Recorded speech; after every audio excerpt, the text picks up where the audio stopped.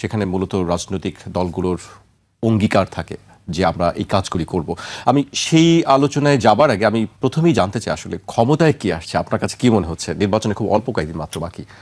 কোন একটি রাজনৈতিক জোট ক্ষমতা আসবে, কিন্তু ক্ষমতা আসা উচিত ছিল আসলে জনগণের। কেন আমি কথাটা বলছি? জনগণের মতামতকে প্রতিফলিত করে ভবিষ্যতের রাজনৈতিক সরকারের যে রূপরেখা, সেই জায়গাতে আমার কাছে মনে হয় যে কিছু কিছু জায়গাতে জনগণ এখন অস্পষ্ট অবস্থানে রয়ে গিয়েছে।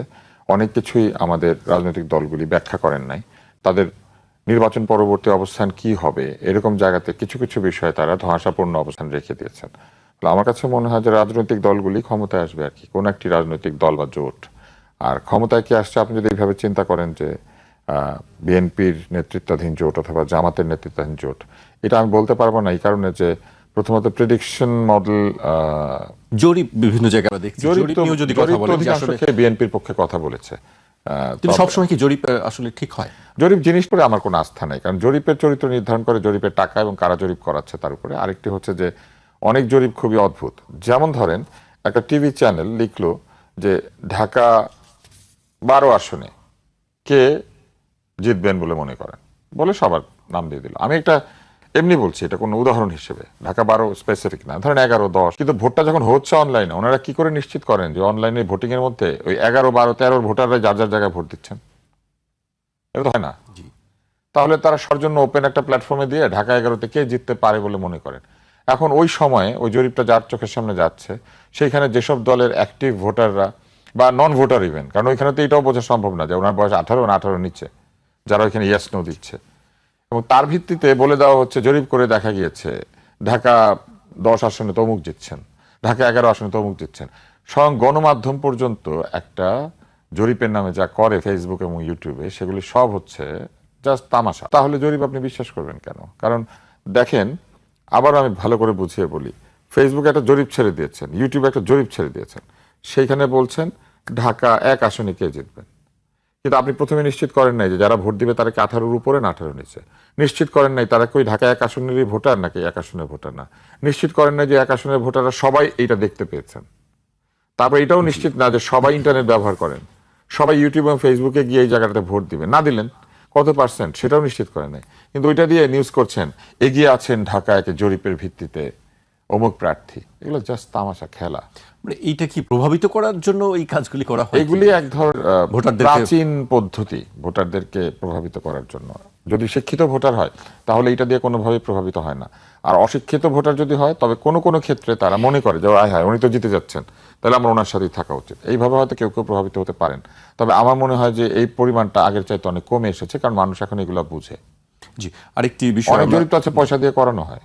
জি, তুষার ভাই, খুব অল্প কয়েকদিন নির্বাচনের 12 তারিখ ভোটের ব্যাপারে, কিন্তু এখনো গণভোট নিয়ে একটি কথা বিভিন্নজন বলছেন। এখনো আমরা সম্প্রতি দেখেছি শাহীন মালিকের একটি বক্তব্য, আমি সেই বক্তব্যটি একটু উল্লেখ করতে চাই। পৃথিবীর ইতিহাসে সবচেয়ে হাস্যকর গণভোট হতে যাচ্ছে বলে মন্তব্য করেছেন সংবিধান বিশেষজ্ঞ ডক্টর শাহীন মালিক। নির্বাচন, রাজনীতি এবং অর্থনীতি নিয়ে খান ফাউন্ডেশনের এক আলোচনায় তিনি বলেন, 12 ফেব্রুয়ারি সংসদ নির্বাচনের কথা বলা হলেও আদতে এটা একটা স্থানীয় সরকারের নির্বাচন হচ্ছে। তিনি তার এই কথাটাকে আপনি কিভাবে দেখছেন? যে তিনি যা বলেছেন তিনি তো সেটা ব্যাখ্যা করেছেন এখানে, অতএব তার ব্যাখ্যাটা যদি আপনি একই সাথে পড়েন তাহলে মানুষ বুঝে ফেলবে। উনি যা যা বলেছেন এই কথাগুলি টকশোতে আমার মতো অনেকেই বলেছেন, গণমাধ্যমে এই প্রসঙ্গগুলি আগে এসেছে। উনি যেহেতু একজন বাংলাদেশের শীর্ষস্থানীয় আইনজীবী, আইনের ব্যাপারে একজন বিশেষজ্ঞ, এমনকি সাংবিধানিক আইনের ব্যাপারও, উনি যা বলেছেন সেইখানে ভুল থাকার কোনো সম্ভাবনা নেই। উনি যদি কোনো কিছুকে হাস্যকর বলে থাকে তাহলে ফেসবুকের হাহা রিয়াকশন ছাড়াই বলা যায় যে এটা একটা হাহা হতে যাচ্ছে, এবং এটা হাহা হবে। কেন হবে এটা কিন্তু উনি ব্যাখ্যা করেছেন। আমি শুধু কয়েকটি কথা বলি। একটি হচ্ছে press institute of Bangladesh, PIB, তারা একটা নির্বাচনী নির্দেশিকা তৈরি করেছে গণমাধ্যম কর্মীদের জন্য। সেখানে পরিষ্কার ভাষায় লিখেছে যে গণমাধ্যমে হ্যাঁ ভোট দিলে নতুন সংবিধান হবে। এই গণমাধ্যমে হ্যাঁ ভোট দিলে নতুন সংবিধান হবে? এই সংস্কার কি নতুন সংবিধান তৈরি করতে যাচ্ছে, নাকি এক্সিস্টিং সংবিধানের কিছু ধারাকে পরিবর্তন করে এটাকে ফ্যাসিবাদ বিরোধী একটা চরিত্র দিতে চাচ্ছে? ব্যাপারটা তাই ছিল না? শুরুতে তাই বলা হয়েছিল। তাহলে ওইখানে প্রিন্টেড অবস্থায় লেখা আছে যে নতুন সংবিধান হতে যাচ্ছে, নতুন সংবিধান হবে। নতুন সংবিধান কি করে হবে? সেই সংবিধান কি তাহলে 2026 সালের সংবিধান? এই কথাটাই তো পরিষ্কারভাবে বলে নাই। ফলে পুরো গণভোটের ব্যাপারটাই একটা ধোঁয়াশা। এইটা হ্যাঁ দিলে কি হবে আসলে? জি, এটিও প্রশ্ন যে হ্যাঁ, হ্যাঁ, কি হবে? জয়ী হলে কি হবে বা না জয়ী হলে কি হবে হ্যাঁ, সেটি- হ্যাঁ জয়ী হলে কি হবে, হ্যাঁ জয়ী হলে কি হবে না, এই ব্যাপারগুলি খুব পরিষ্কারভাবে ওনারা বোঝান নাই। ওনারা কতগুলি পজিটিভ জিনিসপত্র ওইখানে দিয়ে একটা প্রচার অভিযান শুরু করেছেন, যেখানে বারবার বলার চেষ্টা করেছেন যে এইগুলি হলে আর ফ্যাসিবাদ আসবে না। আমি একটা টেলিভিশন অনুষ্ঠানে রিলে, মানে সংবাদের রিলে দেখেছি, বাংলাদেশের একজন সুপ্রিম কোর্টের আইনজীবী, সুপ্রিম কোর্ট হচ্ছে বাংলাদেশের সংবিধানকে আপহোল্ড করে, সুপ্রিম কোর্ট হাইকোর্ট হচ্ছে এই সংবিধানকে রক্ষা করে, তাই না, একটা রক্ষা কবচ। সেখানকার আইনজীবী সংবিধানটাকে লিটারেলি ছুঁড়ে ফেলে দিয়েছেন, ঢিল মেরেছেন। সুপ্রিম কোর্টের দায়িত্ব কি ছিল আসলে আমরা জানি না। যারা সংবিধানের রক্ষাকর্তা তারা কি এই আচরণটাকে সমর্থন করেন কিনা মানুষ তো এটা জানতে চাইতে পারে, কারণ আমরা তো পড়েছি যে সংবিধানের মর্যাদা রক্ষা করা দায়িত্ব। তাহলে কি আমরা যে কেউ সংবিধানটাকে যে কোনোখানে ছুঁড়ে ফেলতে পারবো? আমরা কি এটাকে যে কোনোখানে ঢিল মেরে ফেলে দিতে পারবো, ময়লার ডিপোতে ফেলে দিতে পারবো? আসলে পারবো কিনা এটাই জানার ইচ্ছা। ঠিক একইভাবে এই যে গণভোটটি আয়োজিত হতে যাচ্ছে, এখানে তারা যে বিষয়গুলি বলেছেন, সেখানে বলেছেন যে গণভোটের ফলে ফ্যাসিবাদ আর আসবে না। ফ্যাসিবাদ আসা না আসা কি সংবিধানের উপর নির্ভরশীল? ফ্যাসিবাদ প্রথমেই এসে ওই যে আমাদের এখনকার যে অন্তর্বর্তী সরকার আছেন, ওনারা যে সংবিধানের অধীনে শপথ নিয়েছেন, ওনারা নিজেরাই সংবিধানটাকে বিভিন্ন জায়গাতে উল্টেপাল্টে ফেলছেন না? ফেলার সময় কি বলছেন? আমাদের ম্যান্ডেট আছে, আমাদের বিপ্লব আছে, আমাদের অভ্যুত্থান আছে। ফ্যাসিবাদ তো একইভাবে বলবে, আমি জানি জনগণ এটা বলেছে, আমি জনগণের লোক, আমি জনগণের বাপ মা, বলে না ফ্যাসিবাদ? জি, আমি খাওয়াই, বলেন তো। এগুলো বলতে পারলে ফ্যাসিবাদ ওনারা যে সংবিধানটা সংস্কার করবেন ওইটাকে একইভাবে বদলাই দিবেন। কিন্তু হ্যাঁ ভোটের- সংবিধান জি, দিয়ে ফ্যাসিবাদ আটকানো যায় না। কে আটকাতে গেলে মানুষকে স্বাধীন চেতা হতে হয়, আইন বুঝতে হয়, নিজের অধিকার সম্পর্কে সচেতন হতে হয়। এবং তারপরেও পৃথিবীর বিভিন্ন দেশে ফ্যাসিবাদ এসেছে। এই যে ফ্যাসিবাদ, এটা কি কোনো দরিদ্র দেশে উৎপত্তি হওয়া বিষয়? এটা উৎপত্তি হয়েছিল ইটালিতে।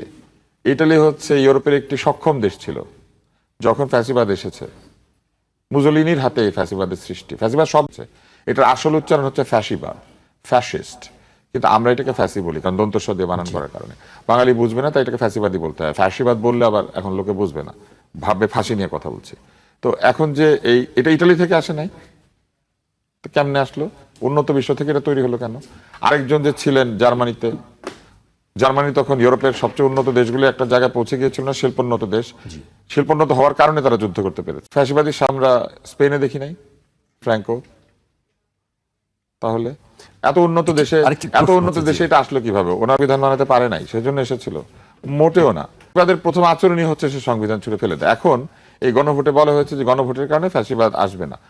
ভালো কথা, আসবে না, কিন্তু এই গণভোটে হ্যাঁ হলে তো শরিয়া আইনও প্রচলিত হবে না, শরিয়া আইন করা সম্ভব না। কিন্তু গতকালই সম্ভবত একটি রাজনৈতিক দল তাদের আমি জি, তাদের ইস্তেহার দিয়েছেন। আমি একটা লাইন শুধু বলবো। তারা বলেছেন যে তারা বিভিন্ন ধরনের ব্যবস্থা নেবেন। তার মধ্যে তারা একটি জায়গায় বলেছেন যে তারা পার্সোনাল ল, ধর্মভিত্তিক পার্সোনাল ল চালু করবেন।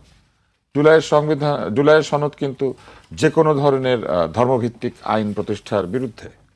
ধর্মভিত্তিক আইন প্রতিষ্ঠা করা যাবে না জুলাই সনদ হলে। তুষার ভাই, আপনার- তাহলে এটা হ্যাঁ হলে পরে ওনারা যদি জুলাই সনদের পক্ষে থাকেন, তাহলে personal law based on religion এটা কিভাবে হবে? এটা তো ব্যাখ্যা করতে হবে।